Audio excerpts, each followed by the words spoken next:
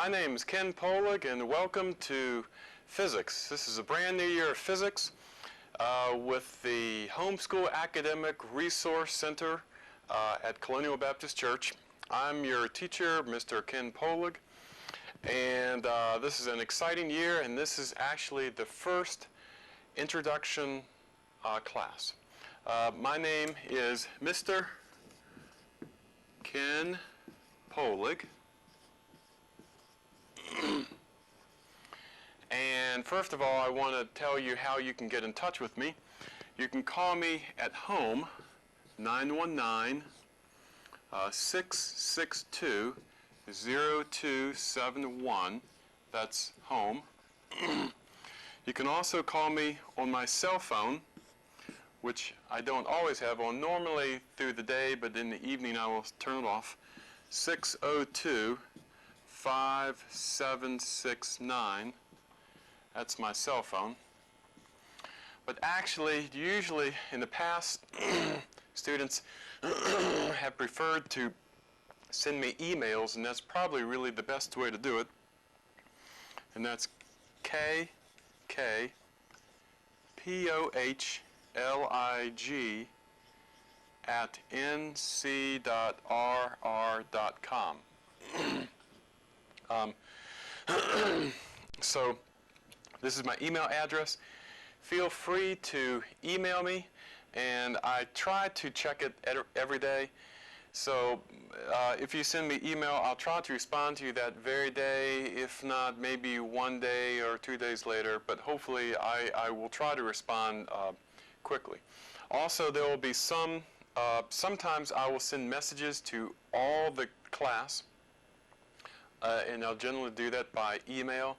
Sometimes I will send attached files to all the students. So I will send the email and just simply attach a file to it. Generally, these are either a Word file or an Excel file. The book we are using is the Dr. James Wiley book called Exploring Creation with Physics. It's a second edition. Make sure you get the second edition, not the first edition. There is some difference. So we're using this book, and when you purchase this book, you should get with it this soft book. It says Solutions and Tests for Exploring Creation with Physics. Basically, in this is all of the homework problems, or the solutions to the homework problems, solutions to the tests, in addition to the actual tests. There's a little breakout thing that has all the tests. The book is segregated into 16 chapters, and so everything that you need for the answers in the tests are right in here.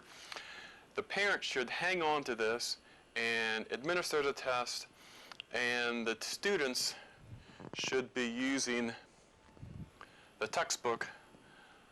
The parents should keep hold of this. Okay. Let's see. I'm going to, well, this is the first class, and this is basically we're going to go over introduction items. Introduction items. Physics is, of course, one of the three sciences typically that high school and the high school students would take: biology, chemistry, and then physics. Oftentimes, physics is the last science taken in high school, though not always, and oftentimes it's because of the mathematics background. So students normally want to have a little bit heavier mathematics background before they take physics than maybe some of the other sciences. If you open this, your book here, to the introduction right on page 1, basically you should read page 1, 2, 3, and 4. It's only 4 pages, so it's not very long. There's no homework assignments for this. However, there is a lab. There is a relatively short lab that that goes along with the introduction on basically measuring things, and we will go over that. But first, if you look in the textbook, page 1 and then page 2 and page 3, most of this you've probably already had in biology or chemistry, but we're going to go over some of the basics right now. And then we may go over some things which maybe you haven't gone over yet, but that's okay. We will primarily be using the metric system, well, either the metric system or the English system of units. So when it comes to units, we'll be using the metric and the English units.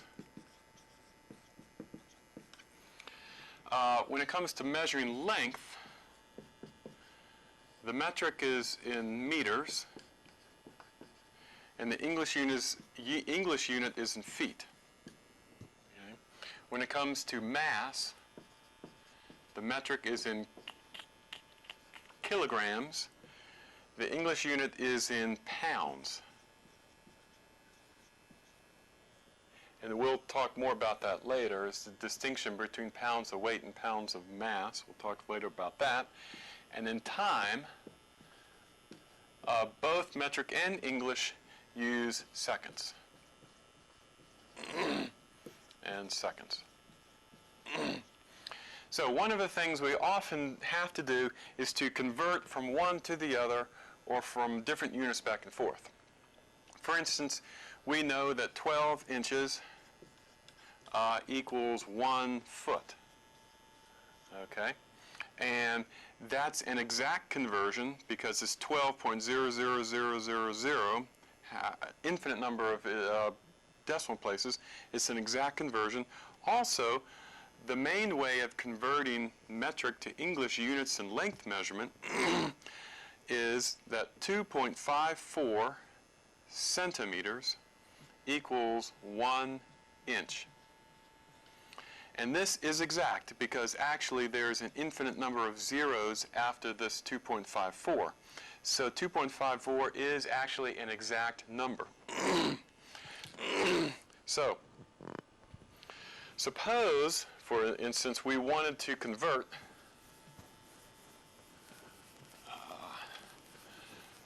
one number in feet to, let's see, suppose we wanted to convert 12.7 feet. We wanted to convert that to centimeters. How do we do it?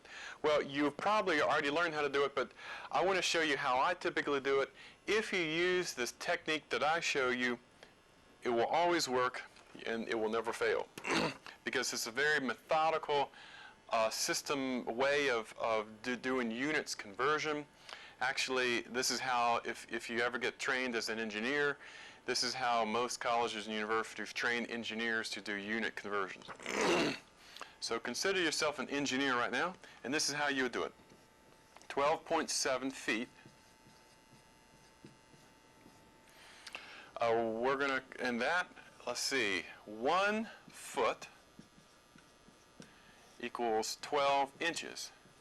And notice that the feet cancel out, and the feet cancel out and give you inches. Okay, 1 inch is equal to 2.54 centimeters. And notice that the inches cancel out.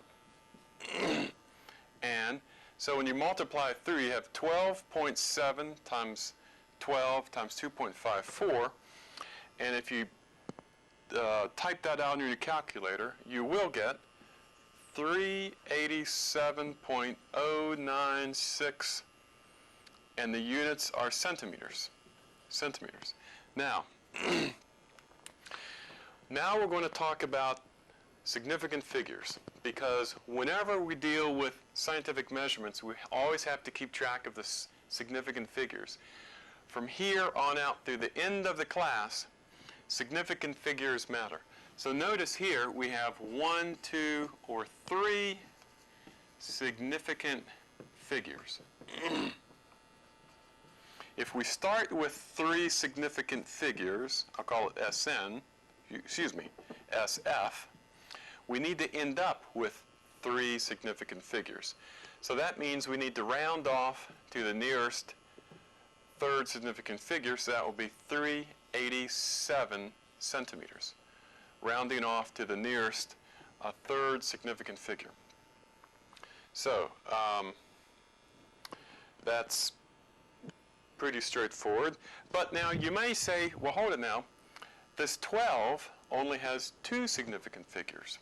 Actually, it doesn't. Remember, this is an exact conversion. So the 12 is 12.00000. That's really an infinite number of significant figures. Same goes with this 2.54. That's an infinite number of significant figures. So when you multiply numbers together, the number that has the least significant figures controls, and that would be this number here. That has 3 significant figures, so the answer must have 3.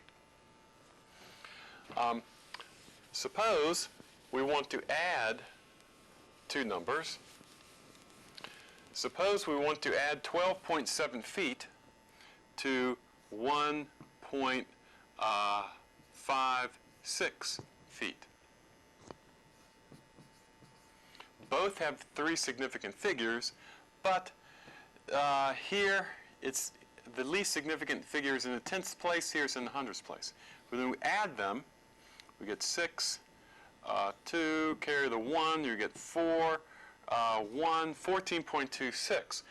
But in this case, we have to round to the 10th place because this significant figure is the greatest. Therefore, we have to round here. That will be 14.3 feet.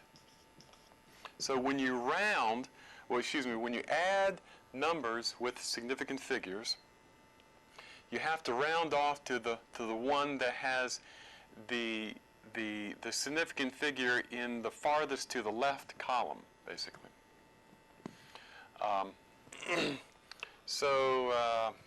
Okay.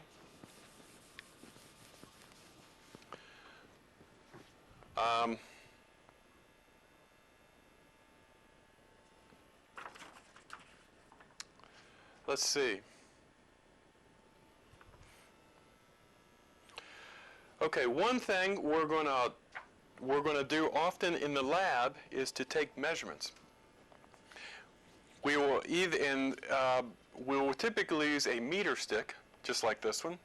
Actually, on one side is the meters, and this is a full meter stick, and then centimeters, and on the other side is units. English in units and inches.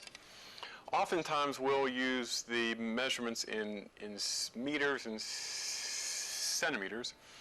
Suppose we expand. I'm gonna teach you how to measure. May seem strange. Everybody probably in high school knows how to measure lengths, but I'm going to show you the scientific way to measure lengths.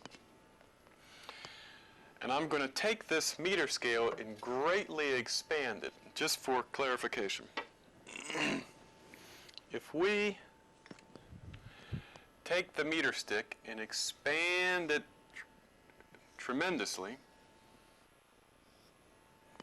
say this is 0 centimeters, and that's 1 centimeter, that's 2.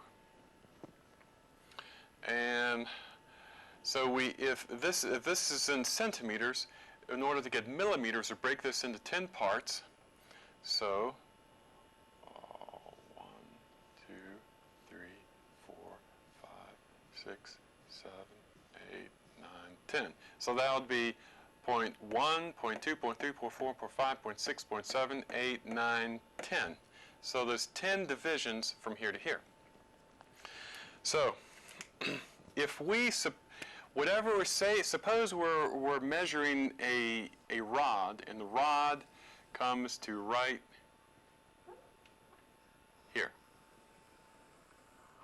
We line the left side of the rod up exactly with the 0 line.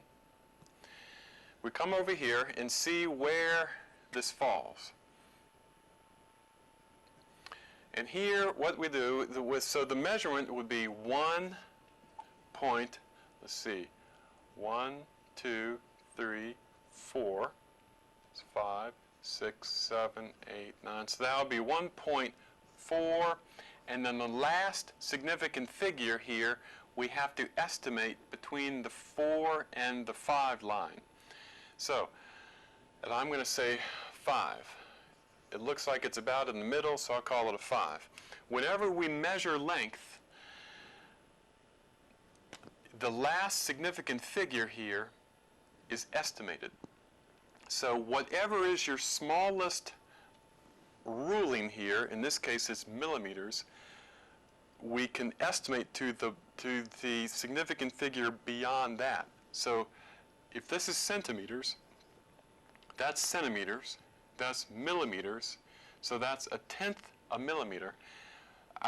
The least significant figure is that one right there, and if you say I measured 1.45 centimeters, what that tells me is that the 1 is certain, the 4 is certain, and the 5 is estimated. But it still comes out to 3 significant figures. Okay? So if you measure this, whenever you measure something with a meter stick, and you're measuring down to the centimeter and millimeter level, I'm going to expect to see a significant figure down in the 100th place of a centimeter. Okay? So,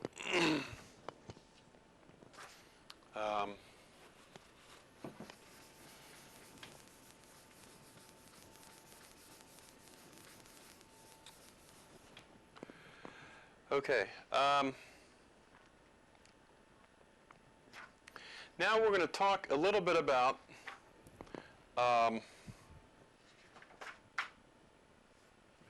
let's see, a little bit about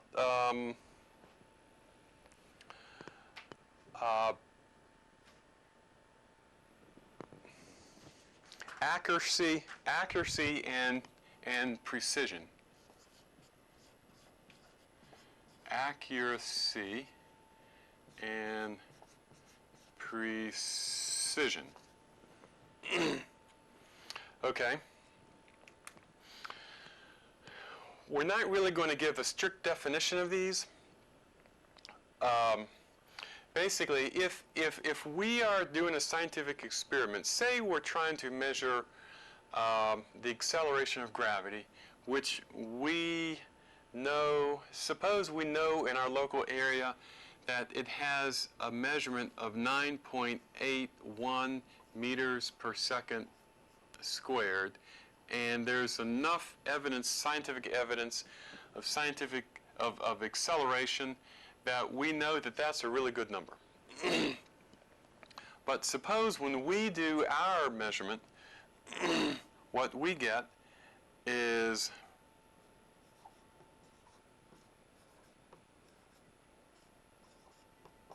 we take one measurement, and it's around here, 9.7, then we take another measurement about 9.8, take another measurement, 9.9, we take another measurement, 9.82, take another measurement, 9.75, and so take another measurement is here, here, and what you will find is that whenever you do scientific experiments, there's scatter in the data.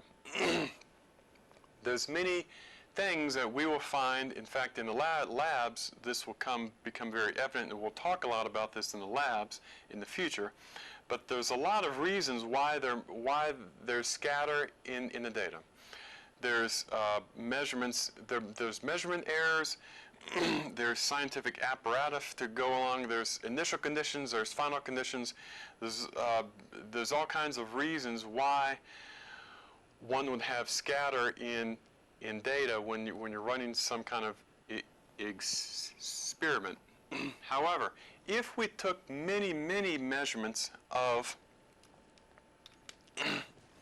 the acceleration of gravity, what we would find is that most of the data tends to fall around the actual true value.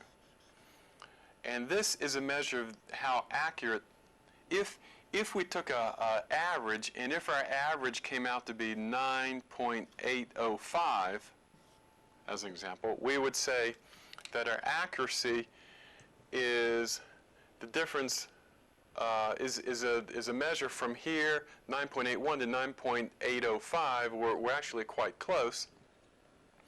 So we're fairly accurate, as opposed to, suppose the average was 9.62. There we would be fairly inaccurate. So accuracy has to do with how close you can get to what is known to be the real value in an experiment. Precision has to do with the scatter. You are either more precise if this data is very tightly defined around the average, or you're less precise. You're either more or less precise. If you're less precise, there's a lot of scatter, and the data is scattered over quite a large range. Okay. One of the standard ways of measuring precision, or in other words, how precise your measurement is what's called the standard deviation, which I'll abbreviate here.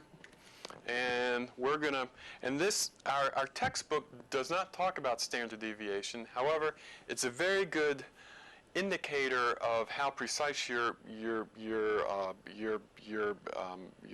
experiment is. And so we're actually going to go over it right now. We're actually going to define it.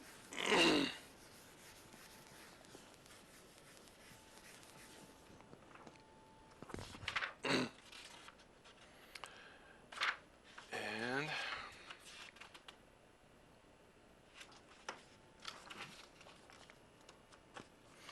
okay. Before we define it, I'm going to introduce you to a new symbol. Some of you may not know, some of you may know it, but it's called the summation symbol. This is the capital Greek letter sigma. I think that's right. I'm not a Greek student, but I think that's right. However, in mathematics, the capital sigma is the summation sign. Summation sign.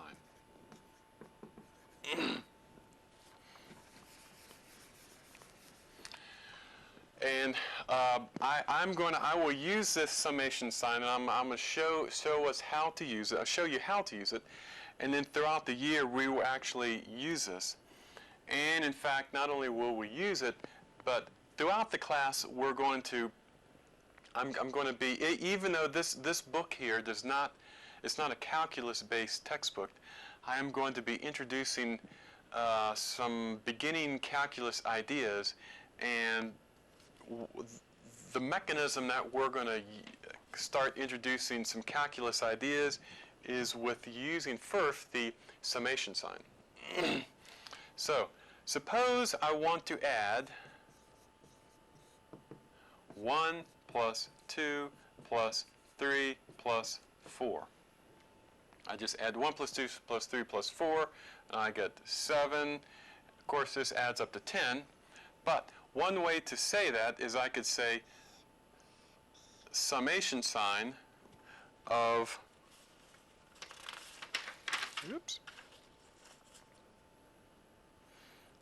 1 plus 2 plus 3 plus 4. Now that's kind of that's equal to 10, and this may say, well, why do you use the summation sign? Why don't you say this? Well, I'm introducing some ideas here. Suppose I say I want to add 1 plus 1 plus 1 plus 1. So I say I'm going to sum 1 plus 1 plus 1 plus 1. That's 4. I can write it that way. Another way I can write it is this. I can say the summation sign of 1, and I'm going to take an index from 1 to 4. So what this means is that I sum what's ever inside here, I sum it from I equals 1 time to I equals 2, I equals 3, I equals 4. So I is simply an index. I is an index, and the index starts with 1 and it goes by integers 1, 2, 3, 4. This number here is my starting index, and this number here is my ending index. So basically this would be 1 plus 1 plus 1 plus 1 equals 4. So I'm summing 1 4 times. From index I, it goes from 1 to 4, 1, 2, 3, 4. This is kind of a silly example, but it gets more powerful if I do some other things.